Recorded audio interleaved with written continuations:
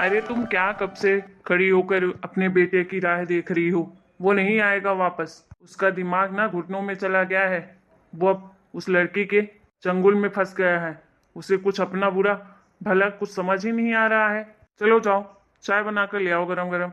वैसे भी टेंशन के मारे सर फटा जा रहा है। अब क्या बोलूँगा विनोद को?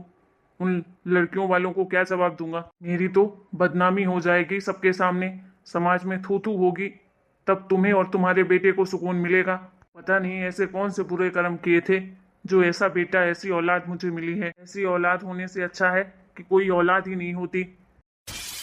ऐसा क्यों कह रहे हैं जी आप?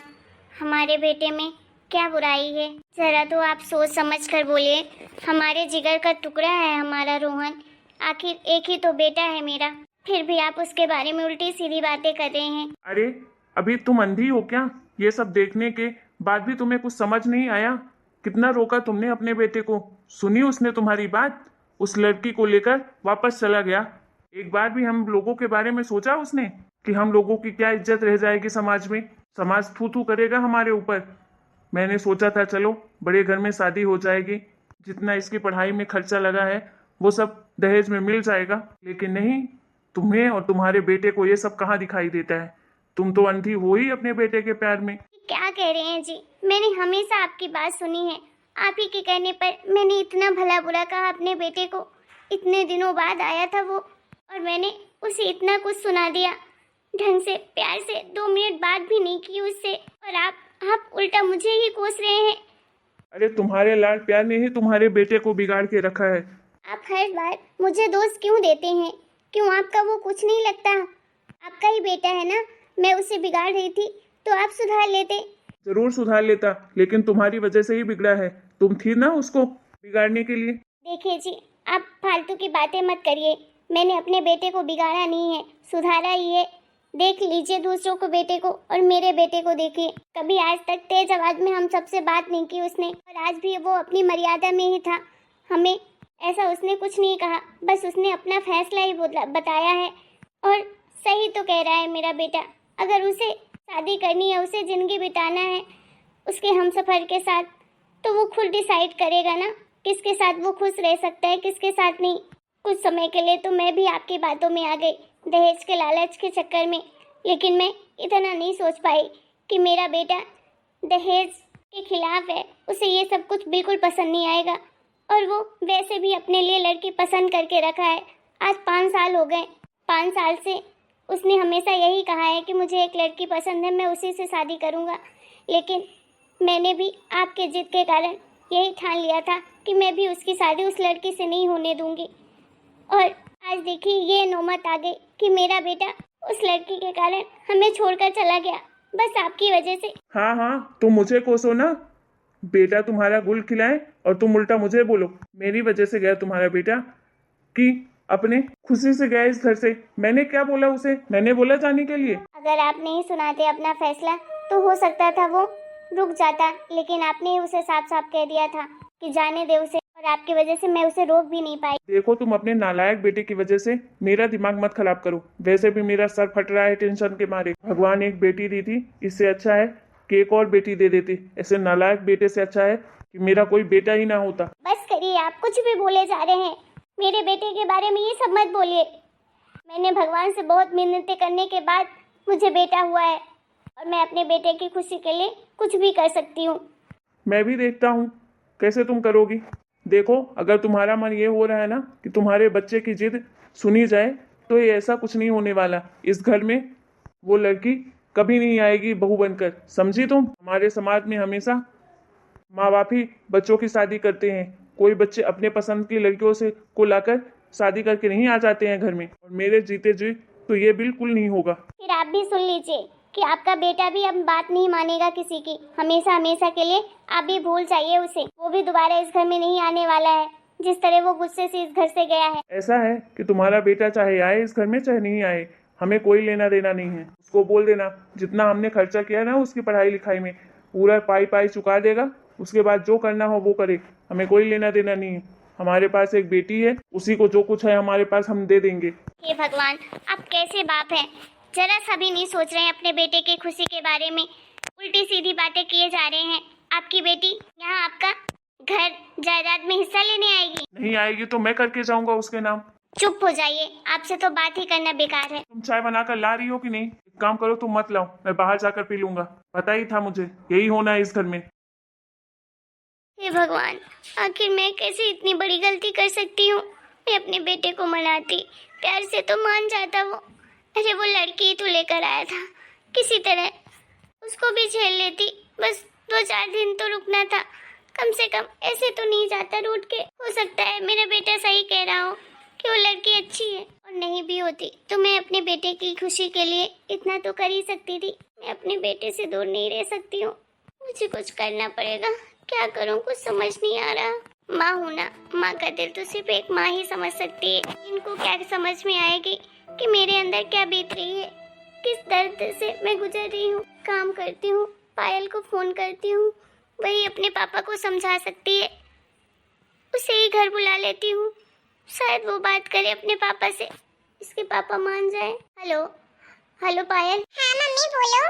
पायल बेटा, तेरे पास अगर टाइम हो तो कुछ समय के लिए आ जा घर ना, कुछ जरूरी बात करनी है तुझसे। मम्मी क्या हो गया, आप परेशान लग रही हो, कोई बात है क्या? बेटा वो सब मैं तुझे घर में आने के बाद ही बताऊंगी, तू जल्दी से आ जा बस, तेरी माँ को जरूरत है, तुझसे बहुत जरूरी बात करनी है। अच्छा ठीक है माँ, आप परेशान मत हो, मैं आती हूँ। एक पायल है जो अपने पापा को समझा सकती है, बस उससे ही उम्मीद है। अरे पायल आ गई बेटा तू, आजा बेटा बैठ। हाँ मम्मी मैं तो आ गई, लेकिन आपको क्या हुआ? आप बड़ी परेशान लग रही हैं, कुछ हुआ है क्या घर में? क्या बताऊं बेटा, सब बिखर गया। क्या हुआ मम्मी बताओ? रोहन आने वाला था ना, क्या हुआ? रोहन कहाँ है? आप लोग उसके रिश्ते की बात करने वाले थे कहीं पर, कोई देखने आने वाला था ना कल, फिर आज आपने मुझे अचानक से क्यों बुलाया, क्या बात है? बेटा सब बिखर गया, रोहन आया था लेकिन दरवाजे से ही वापस चला गया। क्या? हाँ बेटा सही कह रही हूँ, रोहन आया था और साथ पे वो उस लड़की को भी साथ लेकर आया था, जिस लड़की के बारे में उसने पहले बताया था तुझे भी और हम सबको भी। अच्छा, तो उसे वो क्यों लेकर आया था? उसने कहा कि मैं किसी और लड़के से शादी नहीं करूँगा, अगर मैं करूँगा तो सिर्फ और सिर्फ उसी लड़के से शादी करूँगा। वो हम सबसे मिलाने लेकर आया था उस लड़की को। फिर मैं तेरे बाबूजी की वजह से उसे बहुत डांट दी, उसे खरी खोटी सुना दी, और तेरे बाबूजी ने भी बहुत डांटा उसे। मैंने तो कुछ ज्यादा ही बोल दिया था, बस इसी की वजह से वो इस घर को छोड़कर चला गया। बेटा बेटा मेरे बेटे को वापस लेकर आ, तो मैं रोहन के बिना नहीं रह पाऊंगी। हाँ मम्मी आप शांत हो जाओ, कुछ नहीं होगा, रोहन आ जाएगा वापस। नहीं बेटा वो नहीं आएगा, वो बहुत नाराज होकर गया है, वो वापस कभी नहीं आएगा। हम दहेज के लालच के चक्कर में उसकी दूसरी जगह शादी करवाने का सोच रहे थे, और इसी वजह से ये सब हुआ। तेरे पापा के कारण मैंने भी सोच लिया था कि दहेज मिलेगा बहुत सारा तो उसकी दूसरी जगह शादी करवा देते हैं, लेकिन तेरे भाई ने ही जिद करके रखा है कि करेगा वो शादी तो उसी लड़के से करेगा, और अगर नहीं करेगा तो किसी से नहीं करेगा। और उसने ये भी बोला है कि वो इस नेहा से तब तक शादी नहीं करेगा जब तक हम उसे आशीर्वाद नहीं देंगे। मम्मी आप परेशान मत हो, सब ठीक हो जाएगा। बेटा तू तो जानती है कि तेरे पापा सिर्फ तेरी ही बात मानते हैं, मेरे के लिए और अपने भाई के लिए अपने पापा से बात करना, उन्हें समझाने की कोशिश कर।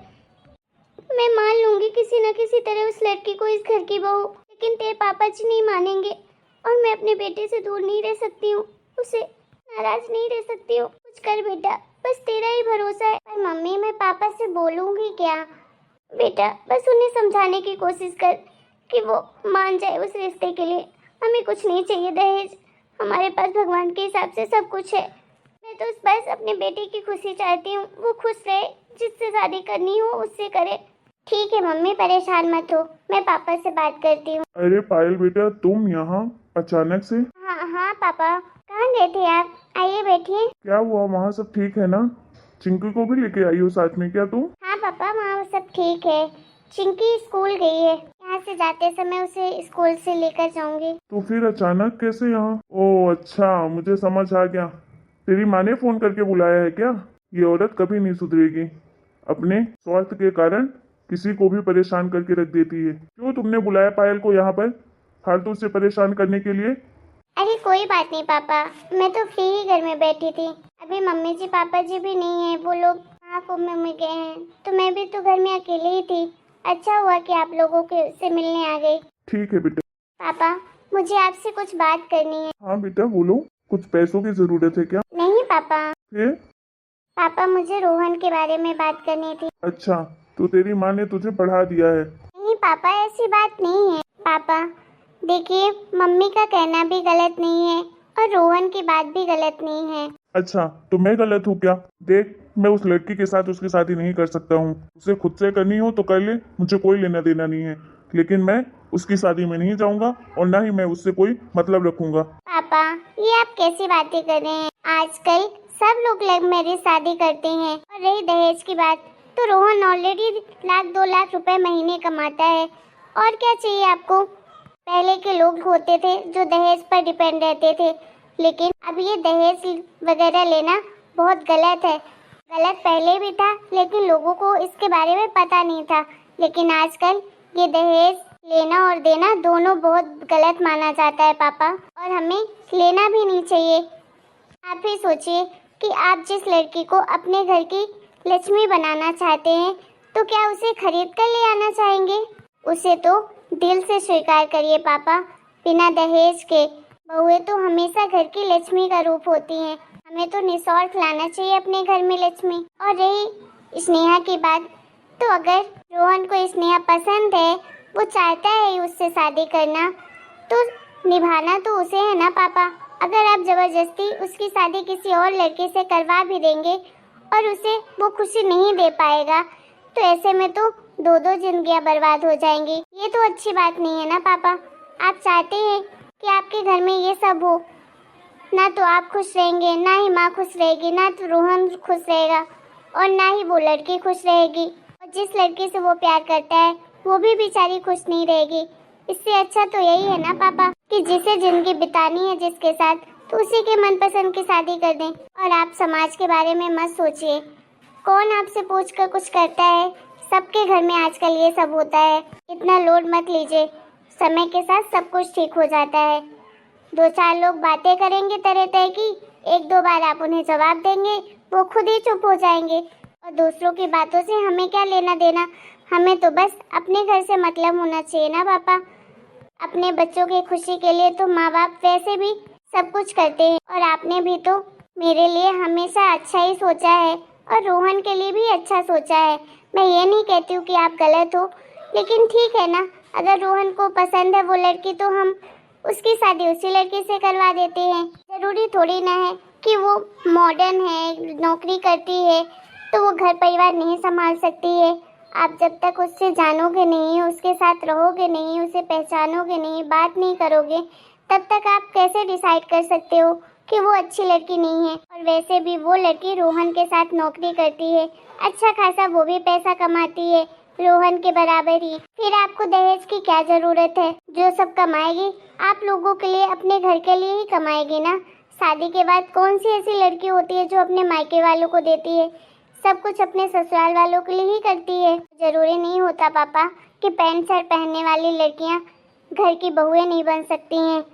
किसी के कपड़ों से किसी को जज नहीं करते हैं। साड़ी पहनने वाली भी लड़कियां घर तोड़ती है ना। और आप शर्मा जी की बहू को देख लीजिए, मुश्किल से 6 महीना नहीं हुआ कि बेटे को अलग लेकर रहने लगी। कितना दहेज मिला था शर्मा जी को? अब क्या है, बस वो दहेज लेकर ही रह गए ना। बेटा तो वो लेकर चली गई, कभी हालचाल तक नहीं पूछता उनका बेटा। आप भी यही चाहते हैं क्या? आगे पापा आपकी जो मर्जी होगी वो देख लीजिए। मुझे जो कहना था मैंने कह दिया, मान जाइए ना। अब आपकी बेटी भी बोल रही है, अपनी बेटी की बात तो मानिए। तुमने ही मेरी बेटी के ये सब कान भरे हैं। खैर ठीक है पायल बेटा, अगर तू कह रही है तो करवा ले अपने भाई की शादी। जिस लड़की को पसंद करता है उसी से। मैं भी दूसरों की तरह चला जाऊंगी उसकी शादी में, लेकिन इससे ज्यादा उम्मीद मत रखना। थैंक यू सो मच पापा, सच में आप बहुत अच्छे हैं। मुझे पूरा यकीन था कि आप बात जरूर मानेंगे। चल बेटा तू चाय बना कर ले आ, बाहर भी गया तो चाय नहीं मिली कहीं पीने के लिए। ठीक है, अभी लेकर आती हूँ। मम्मी आप तो हंस दो, अब तो आप खुश हो ना, और अपने बेटे को भी खुशी दे दो फोन करके। हाँ हाँ बेटा जरूर। हेलो दोस्तों, आपको हमारा ये वीडियो कैसा लगा कमेंट करके जरूर बताइएगा। वीडियो पसंद आया तो प्लीज वीडियो को लाइक करें, शेयर करें और हमारे चैनल को सब्सक्राइब करें। इसका नेक्स्ट पार्ट